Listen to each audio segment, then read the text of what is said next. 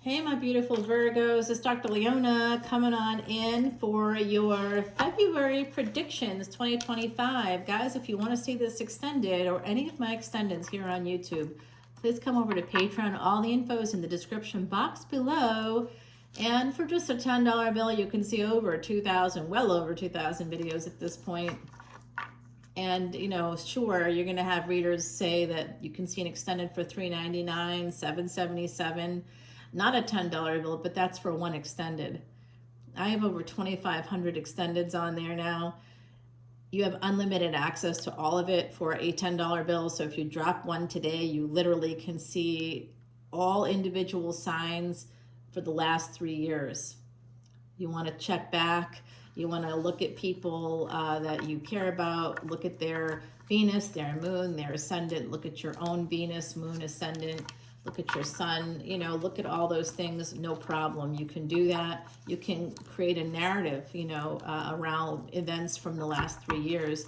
And if you come in as a VIP, of course, you'll have the opportunity as a VIP to see, I do your chart for free. I do a consultation for you for free. And I will also do a free personal reading only for new VIPs, guys. So coming in, Virgo, the water really is fine. You are a mutable sign. That's water of earth for you, ruled by Mercury. Mercury going to be in Pisces when its bestie Venus is in kind of a bit of a threesome. And that'll be happening on March 29th. So Saturn, Venus, Rahu in a massive threesome. They just had a little coupling, Venus and Saturn, yesterday. So that sort of set the groundwork for the next time that they hook up. And that's happening on March 29th. That's also the day we have a solar eclipse, a partial solar eclipse that day. There will be 7 planets in Pisces that day. It is major, massive stuff. Saturn and Neptune will be hooking up early April. We'll be seeing that energy. That's once in every 36 years, guys. Venus is going retrograde in the interim. So that's your planet's bestie. So Mercury and Venus together make us a lot of money. Mercury is, of course, that energy of communication, travel, transportation, and technology. That's where we are right now.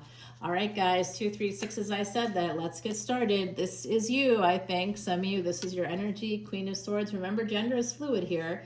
This is just a very intelligent person creating a boundary.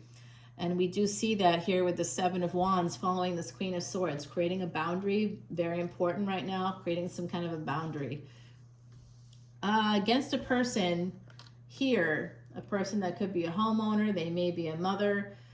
This is Cancer energy, okay? So this is somebody, like I said, they could be a homeowner, a giver. So there could also be an energy here of having an actual conflict with your mother. That's possible, or with someone who's a mother. But I do think some of my beautiful Virgos are a little bit concerned surrounding a person that may have some Cancer energy and is definitely an Empress. They're an Empress, okay? I don't know if you are. You're usually pre-Empress energy, 9 of Pentacles, my beautiful Virgos. That doesn't mean you're not an Empress, but this person definitely is, okay? So they own a home for sure. Whoever this is, they're a homeowner. You may see them as an Empress, as a person who's attractive, who, or in whatever way. Remember, it doesn't have to be an Empress. They could be an Emperor. They're attractive. They're like a player energy with this Page of Wands. People are attracted to them. They always have offers. This is an offer coming up here with the Judgment card, Sagittarius energy. They might have sent you a message. I think some of you have a connection to Sagittarius energy. You could have Saggy placements, but you may also have a connection to somebody with Saggy placements. Someone here definitely has that Saggy energy, wanting to get together or talk about something in the past here, wanting to bring something up from the past, something about getting back together, doing something you guys did together in the past, maybe making a decision here about going forward, wanting to move forward. I think someone also may have lost a child, okay? So I'm sending you love and light. That's kind of coming through from the other side, not kind of coming through, it is. Other side, Virgo, other side. Hello, I'm a psychic medium from New Orleans. My great great grandmother was Marie Laveau. You know her from American Horror Story and other sort of pop culture mediums, but that's not who she really was. They kind of combined that character on American Horror Story was more Marie Laveau too. That was their daughter, not her. And not the one I'm related to. Okay. All right, guys, here it is. Well, I guess I am related to her too, but not in that same way. So guys, we have this energy coming through of an emperor coming to their empress. The emperor drives the chariot. This is love. Somebody wants to come towards this empress with this love. Cancer energy again. Someone wants to come to your house. They want to present you with an offer, a big golden cup. This is the divinely guided love. All right, guys. So someone here is creating a boundary. Again, it could also be that you need to get a security system at your house. There's something here about that. Angels coming through, telling me to share with you that some of you need to get some cameras, indoor and outdoor cameras, okay, in case you're wondering, get both. All right, so this is somebody being defensive, creating a little bit of a problem here. Someone may be apologizing for that page to a knight. Someone wanting to come towards you. Like I said, this emperor is coming in to win. They have a lot of love for you. The moon, okay? So this reading takes you to the full moon in February. This is a prediction for that first half of February. That first full moon in February, that moon is called the snow moon. We just had the wolf moon in January. So this energy, again, there's a lot of Cancer in this reading, Virgo. Cancer is a cardinal sign, air of water. For me, that's below sea level. That is New Orleans, but I come from New Orleans. I don't mean to project onto your reading here, but that's the energy I'm getting. So I don't know if anybody here was planning on going to New Orleans or maybe was there during the terrorist attack. Right now, as you can see, there's a lot of snow happening in areas of the South where there's a big polar vortex, and areas that shouldn't be snowy are. Oh my God, they were ice skating on Canal Street, guys, in New Orleans, ice skating on Canal Street. Okay, so this is a second marriage coming out for me. It could have started off as a third party energy. It could have started off as a secret of some kind, or secretive energy, something hidden, something that was private. That's the way somebody would put it. I want to keep it private, or I just want it to be us for now. And this is more Sagittarius energy, more Cancer energy here coming out. So ninth house, fourth and ninth house energies. We also have second house here. Yeah, very interesting. And the first house with Aries coming out too.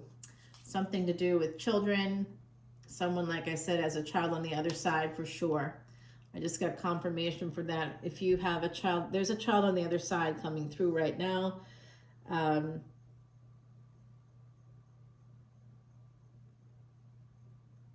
Angels are also sharing with me that there could be some kind of a difficulty within a family.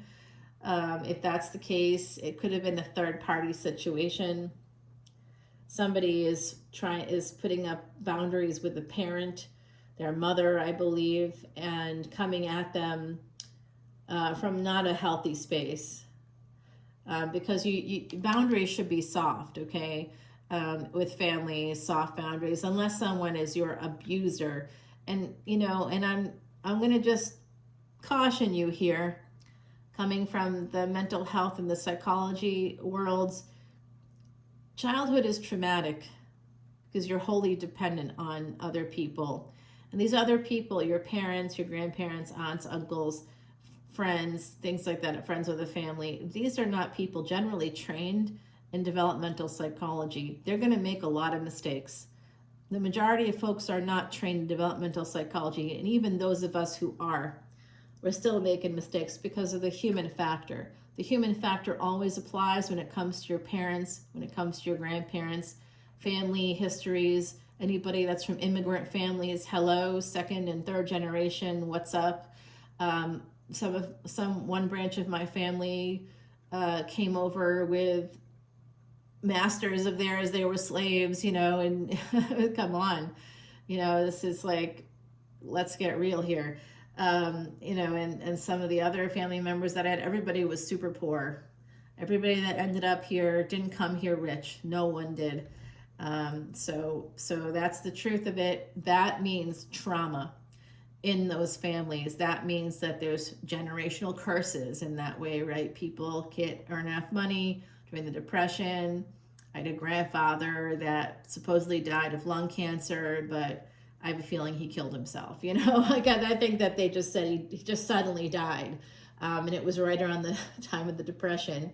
And I guess that it wasn't cancer. I guess he killed himself. That's my guess, because he was like 40 years old.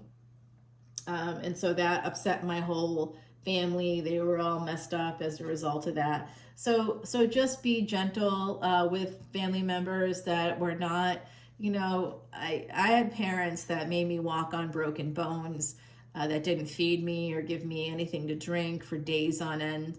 That's abuse. Okay, just to let you know, that's abuse. Yeah, they definitely invalidated me, and those things aren't okay either.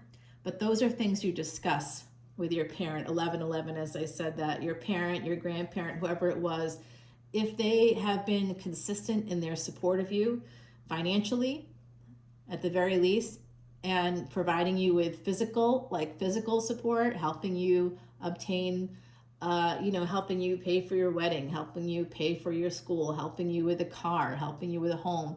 These are not people you cut out of your life just because some therapist that doesn't know you at all really tells you that no contact is the way to go. I see a guy on YouTube talk about this all the time. It's actually quite dangerous to the stability of families to do that to somebody. It's painful and unnecessary, and long-term estrangement can affect children, grandchildren for generations. It can, without the lack of support of grandparents, children are more prone to depression, more prone to having eating disorders. It's really not a positive thing in the long term. And definitely the generational wealth can't be passed on. I'll put it out there in that way. It's not going to be passed on. It won't be accepted. It's not going to be passed on because there's going to be anger. Believe me, there's going to be anger. And you could be cut out of that wealth. And that means your children are cut out of that wealth. And got to think things through a little bit here. If something like that's going on, I see something like that could be going on. I also see, like I said, a child on the other side coming through, wanting to give you a message here. There's someone hurt your family here. Someone betrayed you. They may have betrayed you within your family. Some of you may have had that betrayal trauma, which explains, yeah, for sure, there was a lack here.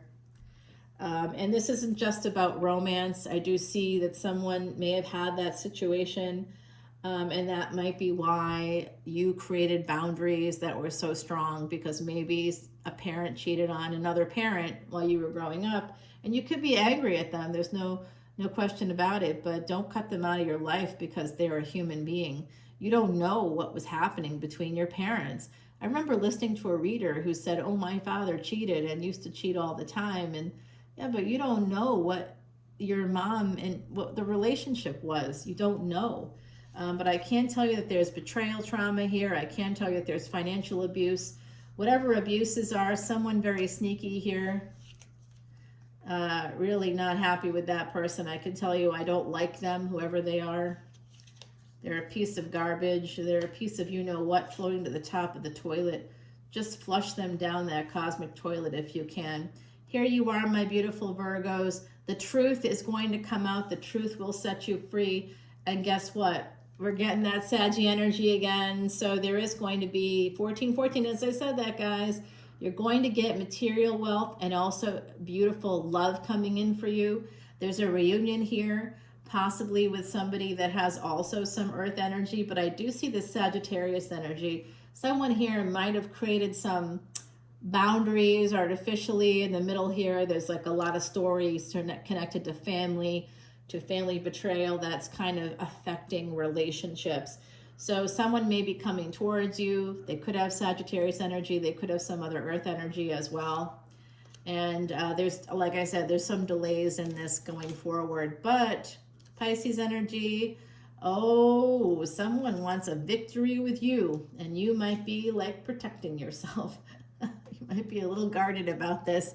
You might be like, yeah, I want to have wish fulfillment, but what's it going to cost me? A lot of snake oil salesman in the Virgo energy right now, huh? Okay, yeah, and here you go. You're shining a light on what you really want. I think wish fulfillment's coming in for you. In fact, I know it is, okay? Very much stability, money coming in for you, and real love. But it looks like someone here may need to talk to a therapist and maybe get some of these family stuff taken care of, get some closure. It's not going to come in from discarding people. That's cluster B, guys. Stay away from cluster B. All right, I see someone coming at you. Yeah, you're going to be getting a message too. You might get an offer to travel coming up here. I see that popping in. There is also an emperor waiting for you. And that person, they're going to come in at you with like an energy of fighting. So here is that number 26 coming in here with that rainbow. This is a child on the other side coming through, guys. It really, really is. 2, 6 becomes an 8. That is often the month of August associated with Virgo and tropical. Since 8/26, we've had Mars in retrograde, going back and forth. Well, Mars didn't go retrograde on the 26th, but it's been going back and forth between Cancer and Gemini. Since August 26th, it went retrograde in the interim on December 6th, and it's going to continue to be retrograde and going back and forth between Cancer and Gemini, which is your twin Gemini, because it's also ruled by Mercury, Virgo. So number 26 is one of my synchronicities, guys. I think that you have something happening here. We definitely want to, this is number 34 coming in. So there's that 3, 2, 6, and the number 4. That's the number, and this is Year of the Snake. There's a fresh start coming in, guys. Come over to Patreon. I'll give you that free personal reading, and I will see you over there. All the info's in that description box. Bye now.